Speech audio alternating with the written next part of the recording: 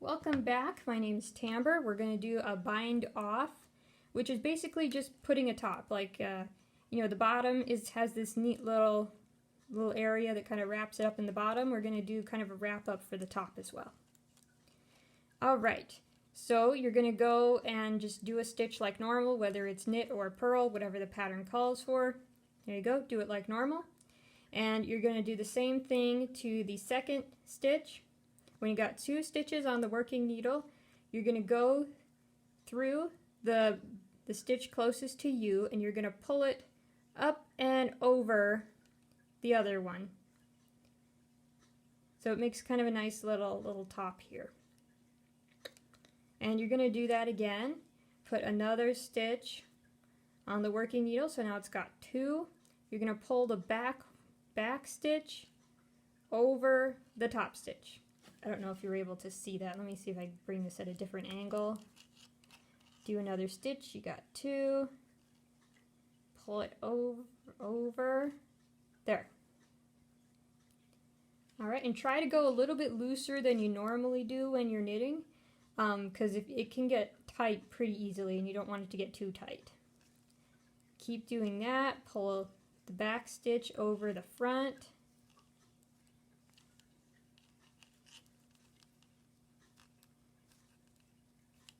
And you can see it's kind of making this braid looking thing here, which is really pretty. And it's a very nice way to finish off any piece of work. You can bind off really tightly if you want it to kind of squeeze your work at the top. If you want it to stay kind of the same size, make it a little bit loose, just slightly looser than you normally do. Or slightly looser than you normally do your knitting. Alright, there you go. So we got this nice little bind off. Now, what do we do with these extra pieces hanging off here? How do we get rid of those? Well, that's the next step. You can get rid of these, put these needles aside for a moment. You don't need them right now. You need your scissors. So when you cut, you're going to want to leave about 4 or 5 inches to work with. So you're going to cut so it's not connected to the skein of yarn anymore. You can use that skein for something else. Alrighty. And, oh, sorry, I did that out of habit. I didn't even explain it. I'm sorry.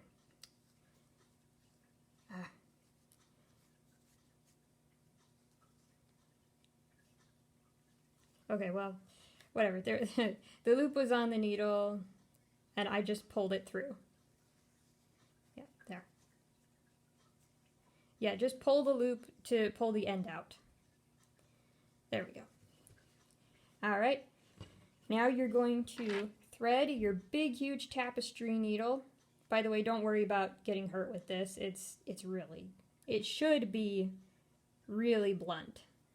If it's not, maybe you're working with a really small tapestry needle, but yeah, that shouldn't be painful. Unless you do it really hard, but you can hurt anybody that way. Alright, so, if you try to thread it like thread through a regular sewing needle, that's not going to work. Yarn's a little bit too thick even for a big needle like this. So what you got to do is you got to fold the yarn over the needle like this, and then you can hang on to it and pull the needle through, kind of flattening the top here. So now you have this nice little flat piece of yarn right here, and it's going to go right through the eye of the needle, no problem. It might take a bit of practice, but that's how I get the needle threaded. Alright, so once you do that, what you need to do, this is a little bit tricky, you're going to go weave through the stitches. You're going to weave through, going to go over, under, over, under, over, under. There we go. And what I like to do is I like to weave as long as the needle is. I like to weave as much as I possibly can to make sure that I got a nice long tail in the piece of fabric, and it's not going to come out super easy because it's like super short.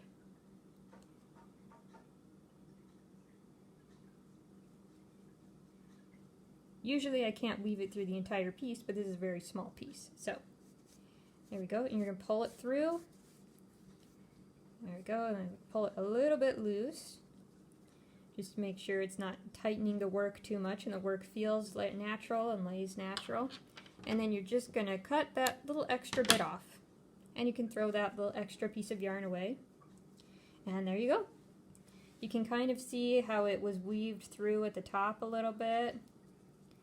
Maybe on your work the lighting isn't the best here, but... And that's how to take care of the top, and then you do the exact same thing with the bottom. You're going to thread your needle.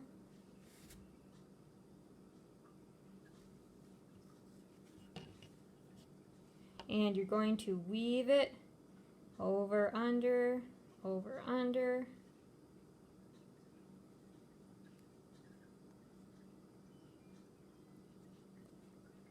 There we go.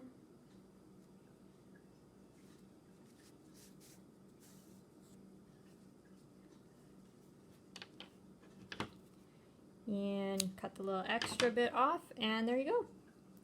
It's a nice piece of work with no little strings hanging out. Looks pretty good. And if you need to weave,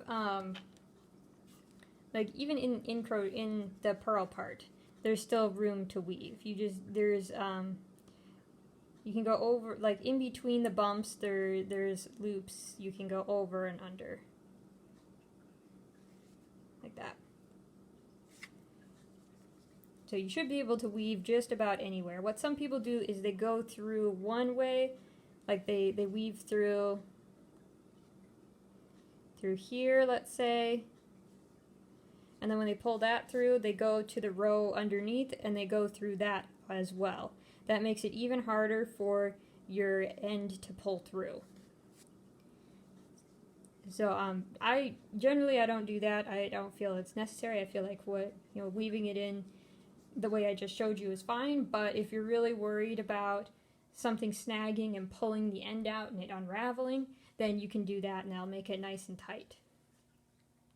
Alright, join me in my next video. We're going to talk about some little bit more advanced techniques, and thanks for watching.